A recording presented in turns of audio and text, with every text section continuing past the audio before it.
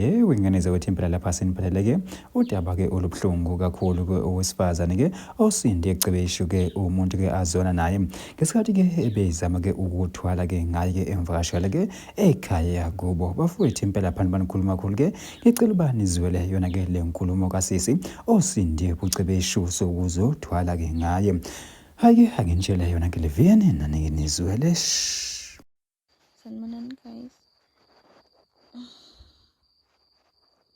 Ngiyasaba ukuveza ubuso, ngabe ngiyanivezela manje ngiyasaba. Izolo ngeke ngahamba ngayo with-boyfriend yami ngifonelile, yathi cela ngimvakashele, ngahamba ngayo evakasheni. Mina ngilo muntu uma evakashile angakhoni ukulala khona, like ngiyaqwasha, ngiwumuntu oqwashayo, ngize ngikhona ukulala lapho ngabona yini.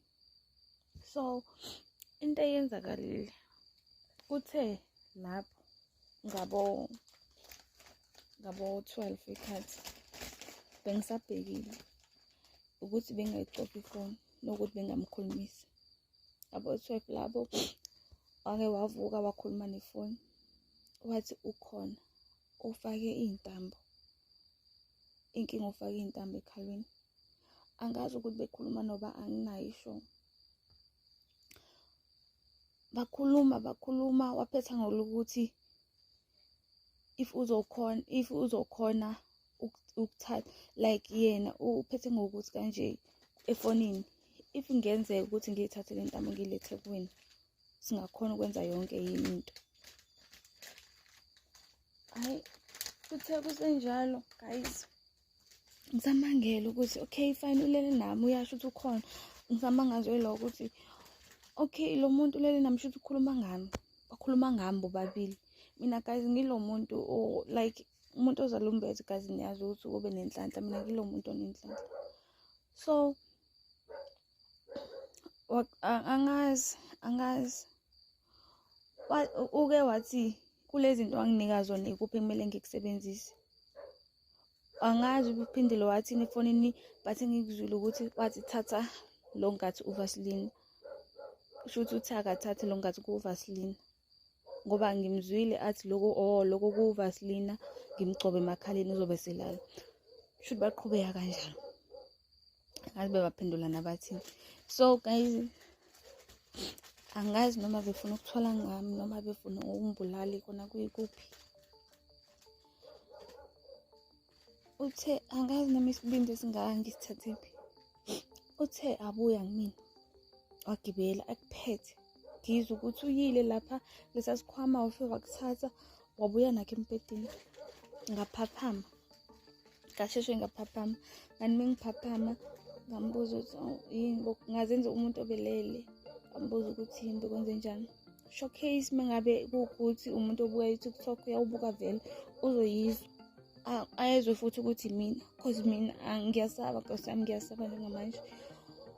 Ngazenza umuntu adalela, ngathi yini, wathi baby ngithi uyiphathwe isanasi ngikutholela umuthi. Ngithi mina umuthi ngithola wangisiza sithanda sami, ngiyasaba inhliziyo lapho uvala, ngifuna ukukhombisa ukuthi khona into engiyizwile. Ngithi ngiyabonga sithando sami, ngixola ukuthi la ngizowubeka mina, ngizofama uma singiqala isanasi. Wathi no, asizame manje. Ngithi manje mina angina-asayinasi nje, ngithi ngi-right manje.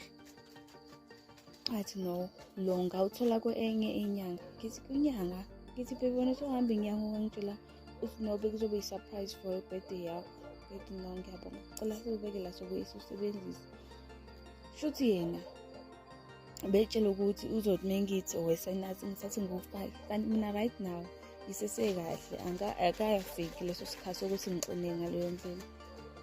So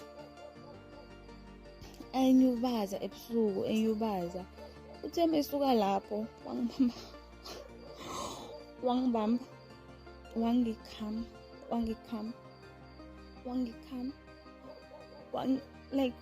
wangiqinisa. Shuthi ubonile nami vele bese ngiphelele umoya, bese ngiyekile utetelile umzimba. Angazi into engiphaphamisile cause ngithe ngiphaphama endlini akasekho, ushiya umnyango awulokhile waphuma wahamba. Angazi ukuthi beyaphi kanjani nini. Into engisizakalile ngeke ngaphuma ngewindi, ngabaleka. Belincane but ngizamile, ngihwayekile, nginama-stress, kaphuma ngabaleka. Because bese ngizwile ezinye izinto ade akhuluma efonini ukuthi inkinga bengazi ukuthi uyenzakalani ngempilo yami. Abangani o-12 ngithe mengisuka lapho ngibaleka, bekukhona abantu ade baphuza. Ngifike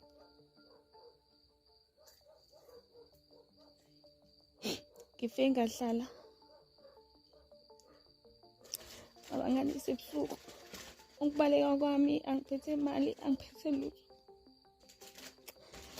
Ngafika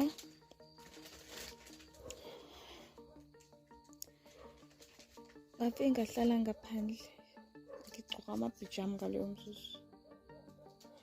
Ngahlala ngaphandle.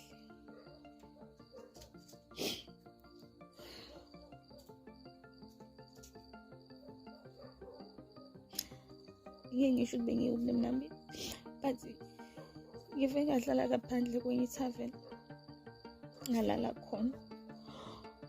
Uze kwazi ampathini ngithola u-driver we-taxi ekuseni engibuza ukuthi wayengihlelela.